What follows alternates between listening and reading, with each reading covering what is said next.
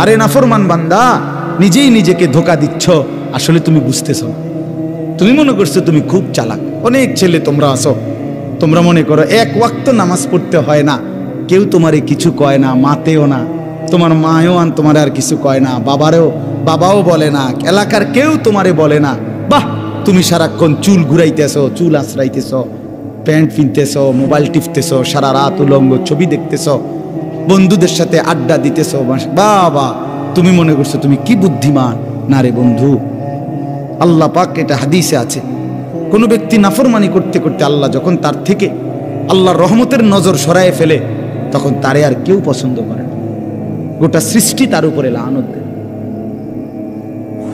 হ্যাঁ হ্যাঁ, আমি এটা প্রায় বলি, এটা অনেক বড় পেরেশানি যে একটা মুসলমানের বাচ্চা, তারে এখন আর কেউ ডাকে না, কেউ কিছু করে, আপন মা তারে বলে না, আপন বাপ বলে না। মুসলমানের ঘরে থাইকা সে একটা দিনও ফজরের নামাজ পড়ে না, কেউ তার এটা নিয়ে মাথা ব্যথা নাই, কারো কোনো এটা নিয়ে কোনো চিন্তা নাই। তোর রূপে খোদার গজব পড়ছে, মূলত এই জন্য কেউ বলে না। তোর উপরে আল্লাহর লানত পড়ছে, লানত লানত, এই জন্য কেউ বলে না। এটা কোরআন শরীফে আছে। ইবলিসকে আল্লাহ বলছে, ইবলিস তুই সেজদা দিলি না, ওয়া ইন্না আলাইকাল লানাতা ইলা ইয়াউমিদ্দিন। আপনি জিজ্ঞাসা করেন কোন আলেম, কোরআন শরীফের আয়াত, আল্লাহ বলছে ইবলিস সেজদা দিলি না, আজকের থেকে কিয়ামত পর্যন্ত তোর উপরে আমি আল্লাহর লানত। বিশ্বাস করেন ভাই, কেন তোমারে কেউ ডাকে না? তুমি মুসলমানের ঘরে জন্ম নেও নাই, তোমার আখিরাত এভাবে তোমারে ছেড়ে দিল। আমি তো অনেক সময় বলি, আমার বড় ভাই আলহাজ হযরত মাওলানা মাহবুবুর রহমান আশরাফি ভাই, আমার একদিনে ছাত্র জীবনে আমার ভাই একবার চুল কাটতে গিয়ে 3বার চুল কাটাইছে আমার, শুধুমাত্র সামনে পিছনে একটু 19-20 হয়েছে চুল কাটতে। আবার যাও সেলুন, আবার যাও, 3বারের পরে হ্যাঁ, এটা আমার সৌভাগ্য যে ভাই আমার দিকে নজর রাখছে। ঘরের বারান্দায়, বাসার বারান্দায় পিড়ি দিয়া, না জানি ছোট্ট মোড়া দিয়া বইছি, মা আমারে ভিতরে থেকে হঠাৎ একটু পরে ডাক দিয়া করেছে, আনিস ভিতরে এলাও। আমি বাইসা করলাম, মা কি হয়েছে? ওই বাসার কাজের মেয়ে তোমার দিকে তাকায় রয়েছে, মাই দেখছি, মা আমার নজর রাখছে। এই তো আমার জিন্দগির সৌভাগ্য। আমরা 5 ভাই 3 বোনকে মা প্রতিদিন ওই স্কুলের ঘন্টা ফেটে যেই বেল, যেটা দিয়ে আমরা টুংটুং বাইরায়, এইটা দিয়ে আমাদের রুমের সামনে গিয়া মা আজীবন মারে দেখছি। ফজরের নামাজের সময় মা এটা এমনি টুংটুং টুংটুং করে বাড়ি দিত, যতক্ষণ আমরা ঘুম থেকে উঠে দরজা না খুলতাম। আমার যখন 2টা বাচ্চা হয়েছে, তখন আমার বিবি আছে, আমার সন্তান আছে, আমি ওয়াজ মাহফিলে বয়ান করি, তখনও মা আমার এই বেল ফিরে ফজরের নামাজের সময় একদিনও ছেড়ে দেয় নাই। ছোট আমার ছাত্র জীবনে আমরা মনে আছে, মারে কত সময় কইতাম, মা উঠছি, ওইটা ফিডন বন্ধ করেন, উঠছি মা। হ্যাঁ, মায় কইতো না, ফুট হইছে না, থেকে উঠছি, লাইট জ্বালাও, দুয়ার খোলো। ভাইয়া, এটা ভাইবা দেখো ছেলেরা, এই যে কয়জন ছেলে কেউ তোমারে ডাকে না, কারণটা কি বাবা? সারাটা দিন তুমি মোবাইল টিপো, সারা রাত উলঙ্গ ছবি দেখো। আয় হায় রে হাইওয়ান, তোরে কেউ ডাকে না কেন? তোরে নিয়ে কেউ ভাবে না কেন? কি মুসিবত তোমার উপরে আসছে তুমি জানো না তো? এই জন্য বাপ, কোরআনুল কারীমে আল্লাহ বলছেন, কুলু ওয়া তামাত্তাউ কালিলান ইন্নাকুম মুজরিমুন। বান্দা, কিছু সময়ের জন্য দুনিয়া খাও, ভোগ করো, শুধু মনে রাখো তুমি নাফরমান। খাইতে দিচ্ছি আমি, অসুবিধা নাই, কোরআন শরীফের আয়াত। সকালে নাস্তা খাইতে বসছো, আল্লাহ বলে বান্দা খাও, অসুবিধা নাই, আটকাইতাম না, শুধু মনে রাখো ফজরের নামাজ পড়ো না। রাত 10টা বাজে খাইতে বসছো, নাফরমান বেঈমান, আল্লাহ ডাক দিয়ে বলে ঠিক আছে খাও, খাইতে আমি বাধা দেব না, খানা আমি কুত্তারেও খাওয়াই। হ্যাঁ, আরে নাফরমান, খানা কুত্তারেও খাওয়ায়, কুত্তারেও খাওয়ায়। কুত্তাও ঘুমায়, কুত্তাও পেশাব পায়খানা করে, কুত্তারও বাচ্চা কাচ্চা হয়, যৌন চাহিদা কুত্তারও পূরণ হয়। এটা আশ্চর্য কিছু না। বাদ কতটি খানার নাম জিন্দিগি না বাপ। ফুটতে পারলে আর ফুর্তি করতে পারলে এটা জীবন না বাপ। আল্লাহ বলছে খাও, কোনো অসুবিধা নাই, আমি জন্তু জানোয়াররাও খাওয়াই, তোমারে খাওয়াইতাম না খা, শুধু এদ্দুর মনে রাখবা ইন্নাকুম মুজরিমুন, তুমি পাপী। বিল্ডিং করছো করো, কোনো সমস্যা নেই, হতো এটা। আল্লাহ বলে শুধু ঘুমা হও, শুধু খেয়াল রাখবা যদি সুদের টাকা, কিস্তির টাকা, লোনের টাকা, বাটফারির টাকা, এ কথাটা শুধু মনে রাখ, পরে বুঝইব। হ্যাঁ পরে হিসাবে কোন ভাত খাও,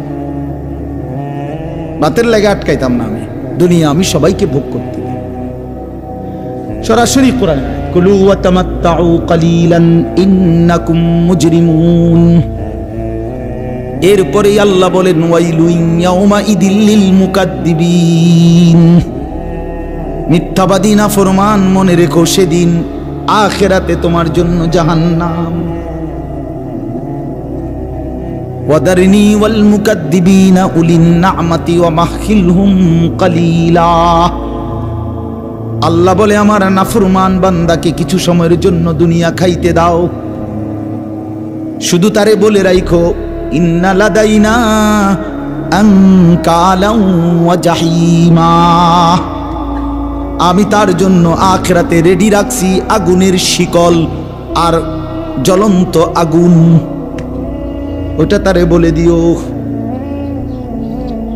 আল্লাহ বলেন ইন্না আ'তাদনা লিল কাফিরিনা সালাসিলা ওয়া আগলালান ওয়া সাঈরা, সমস্ত নাফরমান বেঈমানের জন্য আমি প্রস্তুত করে রেখেছি আগুনের শিকল, আগুনের বেড়ি এবং জাহান্নামের আগুন, শিকল দিয়ে বাঁধিবে। কোরআনুল কারীমের মধ্যে আছে 70 হাত লম্বা শিকল, 70 জিরাআ, 70 হাত লম্বা শিকল, আর বেড়ি দিয়ে বা বেড়ি বাঁধিবে। বেড়ি বাঁধ কি, ওই এখন আমি আর আমার মাওলানা গাড়িতে বসে বসে এটা মুজাকারা আলোচনা করতেছিলাম। হাসরের ময়দানে নাফরমান পাপীকে বন্ধু, সূরা ইয়াসিনের মধ্যে আল্লাহ বলছে ইন্না জাআলনা ফি আ'নাকিহিম আগলালান ফাহিয়া ইলাল আযকানি ফাহুম মুকমাহুন। আল্লাহ বলে নাফরমান মনে রেখো হাসরের ময়দানে আমি আল্লাহ এইভাবে ঘাড়ের মধ্যে 2 হাত এইভাবে ফেরেশতা বাঁধ দিবে, এই থুতনির নিচে দিয়া হাত রাখবে, ফলে চেহারাটা উপরের দিকে উঠে যাবে, আর কোনোদিন নাফরমান চোখটাও নিচের দিকে নামাইতে পারবে না। কি ভাবছো বন্ধু তুমি চালাক, আমি বেকুব? আমরা যারা নামাজ পড়ি আমরা বুঝি বোকা? কি মনে করছো আমরা যারা শুধুমাত্র মসজিদের ইমাম আসতে 10,000 টাকা বেতন দিয়া খোদার 12টা মাস চলে, বেকুব এই জন্য না? তুমি চালাক। তুমি ভাত খাইয়া বড় হইলে, আমরা কি সিরা খাইয়া বড় হইছি নাকি? বুঝবো না কেন? কথা বলেন না। দুনিয়া না বুঝার কি আছে? কেমনে সুদে টাকা লাগাইতে হয় আমরা বুঝি না, না বুঝার কি? কিন্তু ওই আখিরাত আল্লাহ বলেন আমি বেড়ির মতো বাঁধ দেব এইভাবে।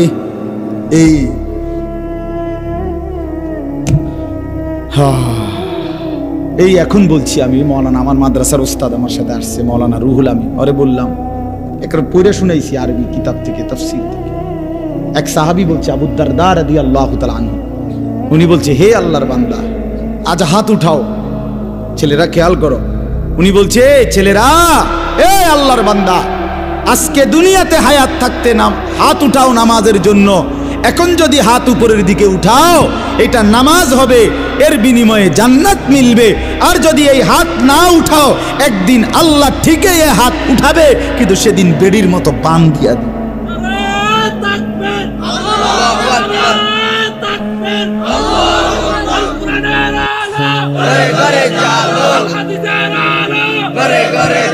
বোঝো নাই বন্ধু?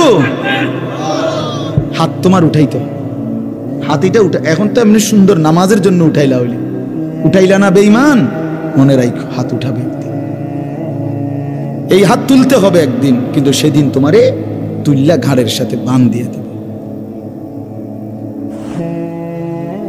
এজন্য দোস্ত আমার, বন্ধু আমার, জিন্দেগি নষ্ট না করে, আমার হায়াত আমার, আপনার হায়াত আপনার, ছেলেরা তোমাদের হায়াত তোমার, না তুমি আমার না আমি তোমার, তুমি তোমার। প্রত্যেকে প্রত্যেকে বাপের নাম ভাঙ্গাইলে হবে না, দাদার নাম ভাঙ্গাইলে হবে না।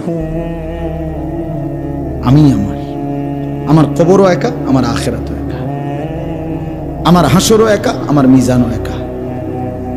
অতএব আমরা প্রত্যেকে আল্লাহকে মানার চেষ্টা করি, আখিরাতের ফিকির করি। বলেন ইনশাআল্লাহ, বলেন ইনশাআল্লাহ। দুনিয়া চলবে, কোনো অসুবিধা নেই, আখিরাত সাথে নেন, আখিরাতকে মিলায় নেন। বাজারও করেন, নামাজও পড়েন। কথা বোঝেন না? অসুবিধা কি? বাজারও করেন, নামাজও পড়েন, সংসারও করেন, আল্লাহরও ডাকেন, উপার্জনও করেন, হারাম থেকেও বাঁচেন। অসুবিধা কি? পারবেন, হালাল দিয়েই সংসার চলবে। আর যদি আমি থাকতে আমার পুরা সংসার, আমার আব্বা, আমরা 5 ভাই 3 বোনের জন্য, বিশ্বাস করেন আমরা 5 ভাইয়ের জন্য আব্বা আমাদের জন্য কোনো বিল্ডিং করে দেওয়া যায়নি। আমরা বাবার মৃত্যুর সময় 2015 সালে আব্বা ইন্তেকাল করছে। আমরা 5 ভাইয়ের কোনো ঘর ছিল না, সরকারি একটা বাসায় সরকারি লিজ দিয়া, বছর বছর সরকারি খাজনা দিয়া আমার আব্বারে প্রাইমারি স্কুল থেকে একজন কুমিল্লা শহরের একজন লোকের মাধ্যম হইয়া, বিলাল ভাই আমগো বাসায় গেছেন না?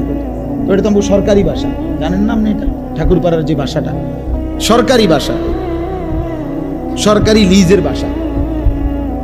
তো এই বাসায় আমরা থাকতাম। আমার বাবার হায়াত এখানেই শেষ হয়েছে, আমার আব্বা ওই বাসাতে ইন্তেকাল করছে। 5 ভাইয়ের কোনো ঘর ছিল না। 2015 সালে বাবা ঘর করে দিয়ে যায় নাই। আজ 2024 সালে 9 বছরের ব্যবধানে আলহামদুলিল্লাহ আমরা 5 ভাইয়েরই আলাদা আলাদা বিল্ডিং আছে, 5 ভাই বিল্ডিংয়ে থাকে। তো কি হয়েছে? অসুবিধা কি হয়েছে? বাপ যাওয়ার সময় ঘর করে দিয়ে যায় নাই, তো পরবর্তীতে কি সন্তানরা ঘর করতে পারে নাই? কিন্তু বাবা 5 ছেলেকেই আলহামদুলিল্লাহ মাদ্রাসায় পড়াইয়া আলেম বানায় দিয়ে গেছে। 5 ভাই আলেমে দিন হয়েছে। ফলে কি হইল? এখন বাপেরও লাভ, আমারও লাভ। আল্লাহর কথা বললে, আল্লাহর কোরআন পড়লে, নামাজ পড়লে আমারও নেকি। আর আমার বাপে যে আমার এই ইলম শিখাবার ব্যবস্থা করে দিল, আমার বাপের আমল নামা তো বাহ, আব্বা ওলাদ আমি ওলাদ। আর দুনিয়া তো মিলছে, আমার আব্বা না থাকার পরেও তো আমি গদ্দুয়ার করতে আসছি, তো সারছে তো মোটামুটি। এই জন্য দয়া করে সন্তানকে বঞ্চিত করবেন না, সন্তানকে বঞ্চিত করবেন না। আল্লাহর কোরআন থেকে সন্তানকে বঞ্চিত করিলে তার সবচেয়ে বড় নিয়ামত থেকে বঞ্চিত করলেন। আল্লাহর রসুলের হাদিস থেকে বঞ্চিত করবেন। অভাবের কারণে কোনো চিন্তা করেন না, এগুলো কোনো বিষয় না বাপ। সন্তান জেনারেল পড়ালা পড়লে, আল্লাহর কোরআন শিখলে, দিন শিখলে ভাত মিলবে না, না মিয়া, এগুলো বেহুদা কথা। ভাত রিজিক আল্লাহ তাআলা বলছে ওয়াফিস সামাই রিজকুকুম, তোমাদের সকলের রিজিক আসমানে। কোথায়? খেতে? না না না, ওয়াফিস সামাই, আসমানে, আসমানে, রিজকুকুম, তোমাদের রিজিক। মানে ফয়সালা কোথায়?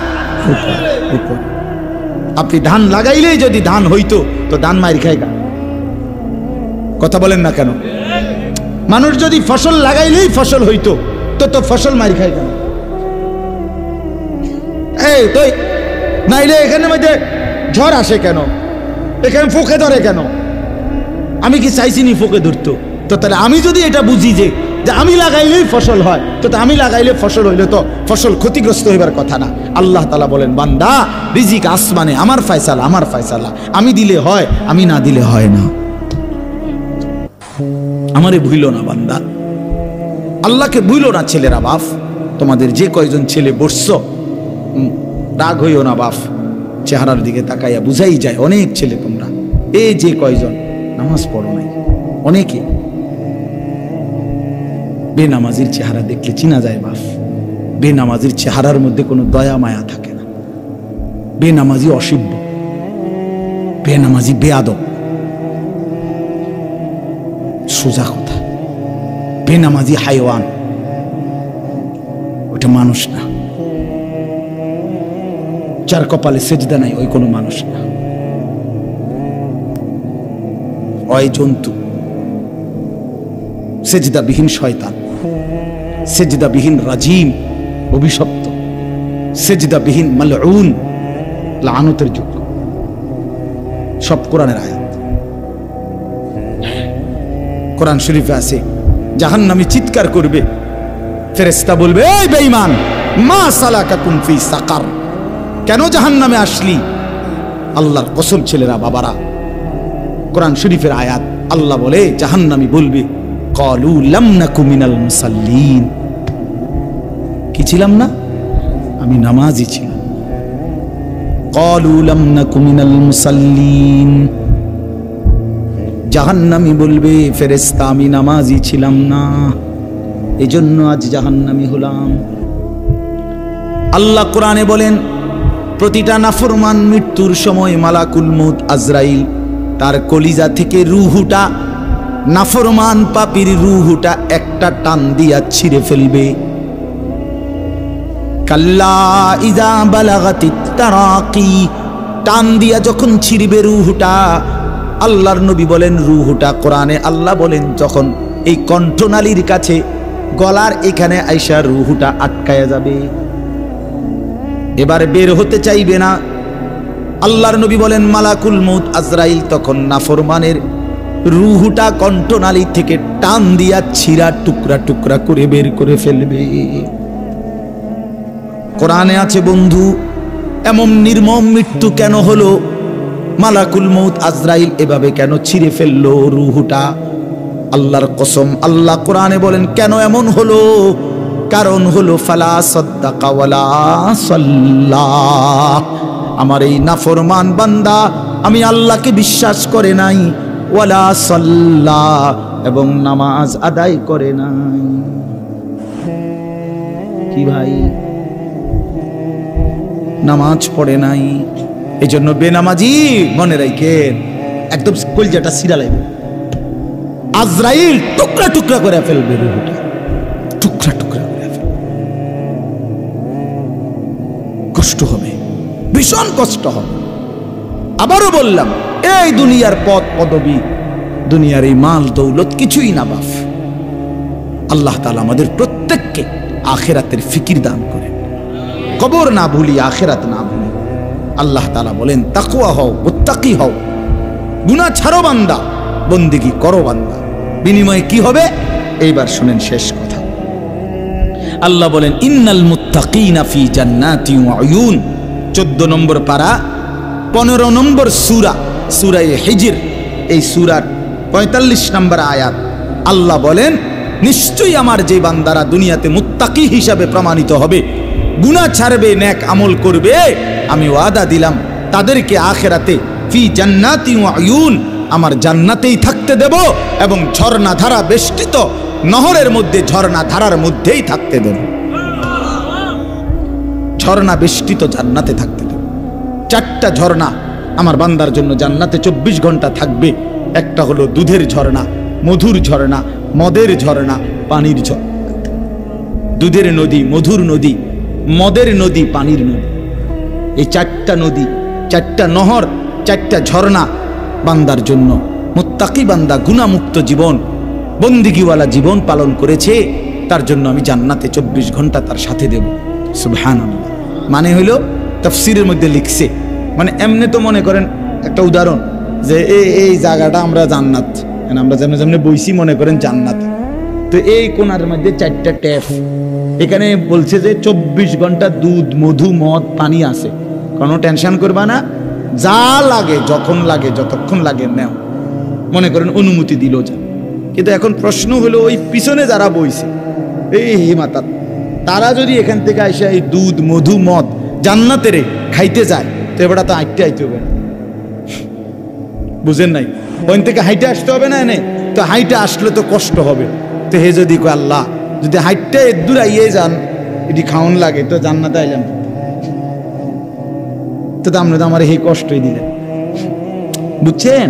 এই জন্য তাফসীরের মধ্যে লিখছে জান্নাতি বান্দা দাঁড়িয়ে, বসে, শুয়ে, হাঁটতে, চলতে যখন যে অবস্থায় থাকবে তার পাশে এই 4টা ঝর্ণা 24 ঘন্টা বইতে থাকবে। তুমি হাঁটবা না, তোমার লগে থাকবে।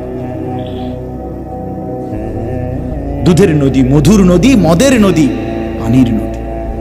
জান্নাতের শরাব এতটা শরাব দামি যে আল্লাহ তাআলা বলেন ওয়াসাকাহুম রাব্বুহুম শারাবান তাহুরা, জান্নাতের শরাব আমার বান্দাকে আমি আল্লাহ নিজে পান করাবো। হ্যাঁ, আলহামদুলিল্লাহ। ফেরেশতারা বলবে উদখুলুহা বিসালামিন আমিনিন, হে আল্লাহর বান্দা ওয়েলকাম, আসো, চির শান্তি এবং চির নিরাপত্তার মধ্যে প্রবেশ করো। জান্নাতে ঢোকো, আর কোনোদিন অশান্তি পাবা না, আর কোনোদিন নিরাপত্তাহীনতায়, কোনো দুশ্চিন্তায়, কোনো ভয় আতঙ্কে আর কোনোদিন থাকবে। চির শান্তি চির নিরাপত্তার মধ্যে প্রবেশ করো। এরপরে আল্লাহ বলেন ওয়া নাযা'না মা ফি সুদুরিহিম মিন গিল্লিন ইখওয়ানা। বাহ, আল্লাহ তাআলা বলেন আমার কোটি কোটি জান্নাতি বান্দা প্রত্যেকেই যখন জান্নাতে ঢুকবে, ঢুকবার মুহূর্তেই, জান্নাতে ঢুকবার আগে আগেই আমি আল্লাহ আমার সমস্ত বান্দার দিল থেকে হিংসা, বিদ্বেষ, রাগ, ক্রোধ এগুলো খুলে ফেলে দেব, আকার বাহির করে দেব। যাও ভিতরে আরামসে, এবার আর কোনো ভিড়াভিড়ি নাই। চেয়ার লইয়া, টুল লইয়া, খাট লইয়া, ফানি লইয়া, গ্লাস লইয়া, চামিচ লইয়া কোনো কাজ নাই। কাজ যেটা দিয়ে করবো এটাই তো ভিতরে নাই। বুঝেন নাই কথাটা? ঝামেলা করবো যে এটা দিয়ে, ওইটাই তো ভিতর থেকে খুলে দিচ্ছে। হিংসা করবে কীর্তি, তুই থাকবি রে বেটা, কয়টা রুম দরকার, কীর্তি বেটা। পুরা জান্নাত তো সর্বনিম্ন সবচেয়ে ছোট বেটা, সবচেয়ে ছোট জান্নাত তাকে দিবে। নবীজি বলছে তাকে 10টা দুনিয়া বরাবর জান্নাত, 10টা দুনিয়া বরাবর। বলেন আলহামদুলিল্লাহ। তো আল্লাহ তাআলা বলেন ইখওয়ানান, আমার সমস্ত বান্দা ভাই ভাই হয়ে যাবে। কি হয়ে যাবে বলেন?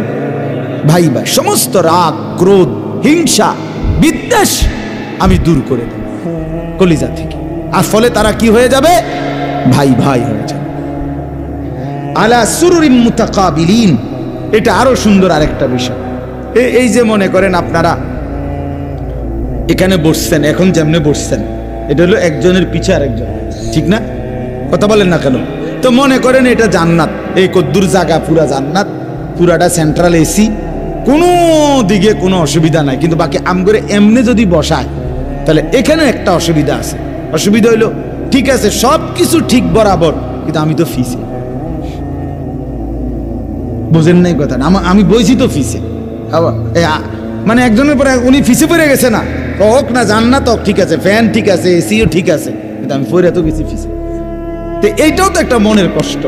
আল্লাহ তাআলা বলেন না বান্দা, আলা সুরুরিম মুতাকাবিলিন, আমার কোটি কোটি জান্নাতি বান্দা হাঁটতে চলতে উঠতে বসতে যেখানেই থাকুক 24 ঘন্টা তারা পরস্পর মুখোমুখি থাকবে। কেউ কারো পিছনে পড়বে, পিছনে পড়ার সিস্টেম। যদি বলেন তো এত জান্নাতি মুখোমুখি একসাথে কেমনে থাকবো, তা এটা তো আমারও কথা। আমরা দুজনে একসাথে নিয়ত করি যে ইনশাআল্লাহ দুজন জান্নাতি হব, তো আপনি আমারে দেখাইবেন, আমি আপনাকে দেখাবো। বুঝেন না কেমনে হইব সিস্টেমটা?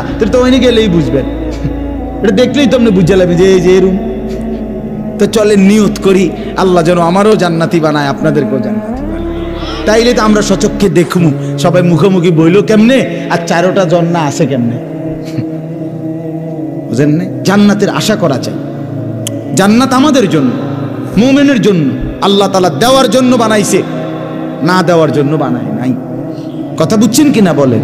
তাহলে অতএব আল্লাহ তাআলা বলেন আমি রব্বুল আলামিন সমস্ত জান্নাতি বান্দা মুখোমুখি থাকবে, ভাই ভাই হয়ে থাকবে এবং নিরাপত্তা আর চির শান্তির মধ্যে থাকবে। লা ইয়ামাসসুহুম ফিহা নাসাবুন। আরো বৈশিষ্ট্য আল্লাহ বলেন আমার জান্নাতি বান্দা লক্ষ কোটি বছরেও কোনোদিন সুখের মধ্যে থাইকাও ক্লান্ত হবে না। মানুষের একটা বিষয়, কিন্তু মানুষ দুঃখে কষ্টে যেরকম পরিশ্রমে ক্লান্ত হয়, সুখেও ক্লান্ত হয়। দুনিয়াতে আসতে আসতেও কাহিল হয়ে গেছে, আর ভাল লাগে না। বুঝেন নাই কথাটা?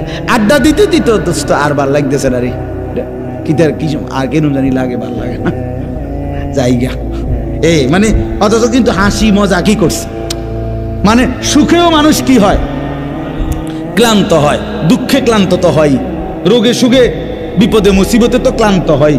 আল্লাহ তাআলা বলেন আমার বান্দা জান্নাতে কোটি কোটি বছরের আনন্দেও কোনোদিন ক্লান্ত হবে না।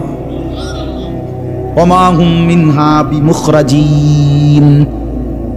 এর উপরে আল্লাহ তাআলা বলেন আমার বান্দাকে কোটি কোটি বছরে কোনোদিন এক সেকেন্ডের জন্য জান্নাত থেকে বের করা হবে না। দুনিয়ায় কিন্তু একটা বিষয় আছে মানুষের, মানুষ কোনো জায়গায় একটা খুব আরামের মধ্যে থাকলে 2, 4, 5, 10 দিন 15 দিন কতক্ষণ থাকলে দৌড় বেড়া কতক্ষণ বইয়া থামা যায় বেটা, একটু হাইটে আসি, একটু বাহিরের থেকে আসি, এমন মানুষের প্রবৃত্তি। তো আল্লাহ তাআলা বলেন লক্ষ কোটি বছরেও আমার বান্দা কোনোদিন এক সেকেন্ডের জন্য জান্নাত থেকে বের হতে চাইবে না, বের করা হবেও না, তার দিলেও চাইবে না। লা ইয়াবগুনা আনহা হিওয়ালা, কোন বিরক্তি কোন ক্লান্তি জান্নাতি বান্দার মধ্যে থাকবে না। ভাইয়া এভাবে জায়গায় জায়গায় কোরআন শরীফে আল্লাহ তাআলা জান্নাতের বর্ণনা দিয়েছে। তাহলে এতগুলো কথা কি আল্লাহ তাআলা, এতগুলো কথা, এতবার জান্নাতের কথা আল্লাহ তাআলা বলছেন এমনি এমনি দেওয়ার জন্য বলছেন, আমরা কদর করলাম। এবার শেষ আয়াত, শেষ 2টা আয়াত শুনেন, এই শেষ কথাটা মনোযোগ দিয়ে শুনেন। আল্লাহ তাআলা বলে দেখেন কি সুন্দর কথা আল্লাহ বলছেন। এই যে জান্নাতের বর্ণনা আমি দিলাম, আল্লাহ বলতেছেন আমি যে নবী জান্নাতের এমন সুন্দর বর্ণনা দিলাম, এখন যদি আমার কোনো বান্দার দিলে আগ্রহ হয়, আর এই আসলে তো এমন সুন্দর জান্নাতে যাওয়া দরকার, কিন্তু হুজুর বিশ্বাস করে আমার তো গুনাহ অনেক বেশি, আমি যেই পরিমাণ হুজুর বাটফারি সিটারি করছি, মিথ্যা বলছি, আমার যেই লম্বা সময় গুনাহ করছি, এত গুনাহ নিয়ে আমি জান্নাতে তো যাইতে পারতাম না। এই আল্লাহ তাআলা তখন বলে নাব্বি ইবাদি আন্নী আনাল গফুরুর রহিম। বন্ধু জান্নাতের এই মজার বর্ণনা শুইনা আমার কোন গুনাহগার নাফরমান বান্দার দিলের মধ্যে যদি আগ্রহ জাগে, ওরে বইলেন আপনি যে সে যেন গুনাহ ছেড়ে দিয়ে তওবা করে আমার কাছে আসে, আমি ওয়াদা দিলাম আনাল গফুরুর রহিম, আমি খুব বেশি ক্ষমাশীল দয়াবান, আমি সব মাফ করে দেব।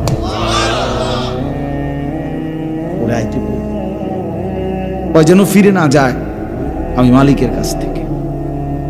নাব্বি ইবাদি আন্নী আনাল গফুরুর রহিম। আল্লাহ বলেন বন্ধু আমার সমস্ত বান্দাকে বলে দিয়েন আমি আল্লাহ খুব বেশি ক্ষমাশীল, খুব বেশি দয়াবান। আল্লাহর নবীকে আল্লাহ বলছেন বন্ধু 90 বছরের কোনো ধারাবাহিক নাফরমান 90 বছর পরেও যদি কোনোদিন ভুল বুঝতে পারে, পিছনের গুনাহ ছেড়ে দিয়ে আর কোনোদিন করবে না ওয়াদা দিয়ে, লজ্জিত আর অনুতপ্ত হয়ে এক ফোঁটা চোখের পানি ফেলে রাত গভীরে অন্ধকারে একাকী যদি কোনোদিন আমি আল্লাহকে ডাক দেয়, আমি বন্ধু ওয়াদা দিলাম গভীর রাতেই আমি আল্লাহ 90 বছরের গুনাহ মাফ করে দেব। একাকী আসতে বইলেন কোনো অসুবিধা নাই, লজ্জাও দেব না, শরমও দেব না। গাফারতু লাকা ওয়ালা উবালি, কোনো পরোয়া না করে আমি আল্লাহ মাফ করে দেব। রাতে আসলে রাতেই মাফ, দিনে আসলে দিনেই মাফ, রাত 3টায় আসলে আমি 3টায় মাফ করে দেব। ওরে বুঝলেন, কিন্তু শর্ত হইল গুনাহ ছেড়ে দিতে হবে, আর করবে না, ওয়াদা দিতে হবে। আপনার কলিজার ভিতরেই আছে আপনি ওজনে কম দিবেন, মিথ্যা বলবেন, হারাম রোজগার করবেন। আপনার দিলের মধ্যেই আছে আপনি গুনাহ ছাড়বেন না, নাফরমানি ছাড়বেন না। তাইলে তো শুধু মুখে মুখে আস্তাগফিরুল্লাহ বললে হবে না। কথা বোঝেন নাই? আপনি দিল থেকে বলতে হবে মাওলা যা করেছি সব আমি ভুল করেছি। আজ রাত গভীরে আপনার দুর্বল বান্দা, বয়স আমার 70 হয়ে গেছে, 90 হয়ে গেছে, দুনিয়ার সমস্ত কিছু থেকে আমি আজ শক্তিহীন, অক্ষম, দুর্বল হয়ে গেছি। চোখেও ঠিক মতো দেখি না, হাতও ঠিক মতো নাড়াইতে পারি না, ঠিক মতো হাঁটতেও পারি না, চলতেও পারি না। আগের মতো কোনো রোজগারও নাই, পকেটেও টাকা নাই, মানুষও আর জায়গা দেয় না, কেউ আর আগের মতো আমার কাছে ভিড়ে না। সবার কাছ থেকে বিতাড়িত হয়ে মাওলা অভাগা বান্দা আমার গুনাহ ছেড়ে দিয়ে আপনার কাছে ফিরে আসলাম, আপনাকেই ডাক দিলাম। যদিও বলতে লজ্জা হয় মাওলা, কিন্তু আপনি ছাড়া বলবো কাকে মাওলা? আল্লাহ বলেন, বন্ধু আমার এমন দুর্বল বান্দাকেও বইলেন আমি তারে মাফ করে দেব।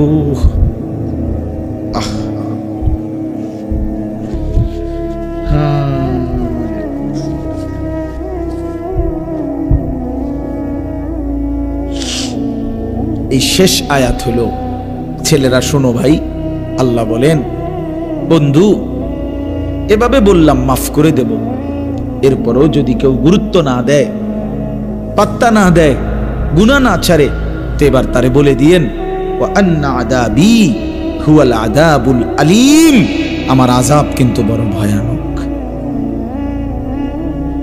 আমি মারমু কিন্তু সাংঘাতিক, শাস্তিও দেব সাংঘাতিক। আমি আল্লাহ এতভাবে বললাম বান্দা, আমি এতভাবে বললাম মাফ করে দেব, কোনো পাত্তা দিলি না বেঈমান। তো আল্লাহ বলে বন্ধু বলে দিয়েন আমার আযাবও বড় ভয়ানক, আমার শাস্তিও বড় ভয়ঙ্কর, আমি শাস্তিও দেব ভয়ানক। আল্লাহর নবী বলছে নাফরমান উম্মত শুনো, কবরে প্রথম মিনিটে তুমি যদি প্রশ্নের জবাব দিতে না পারো, তাহলে কবর প্রথম মিনিটে তোমারে রাখবার পরে ফেরেশতা চলে যাওয়ার সাথে সাথে কবরের ডান পাশের মাটি তোমারে বাম দিকে এইভাবে চাপ দিবে, বাম দিকের মাটি ডান দিকে চাপ দিবে, হাত্তা তাখতালিফা আদলাহু। আল্লাহর নবী বলেন ডান পাশের হাড্ডি পাঁজর সব ভাঙ্গা চুইরা বাম দিকে চলে যাবে, বাম দিকের গুলো ডান দিকে চলে আসবে। এই জন্য আল্লাহ তাআলা বলছে বান্দা যদি পাত্তা না দাও, গুরুত্ব না দাও, তাহলে মনে রেখো আমার আযাব বড় ভয়ানক। এজন্য চলেন ইনশাআল্লাহ, রাত হয়েছে, এই গভীর রাতে প্রত্যেকের কাছে অনুরোধ করলাম, যে বুঝছেন, না বুঝলে নাই, যে যেতটুকু বুঝলেন প্রত্যেকে ইনশাআল্লাহ ফিকির করি যে আমি গুনাহ ছেড়ে দেব, আল্লাহকে ডাকবো, আল্লাহর হুকুম মানবো ইনশাআল্লাহ।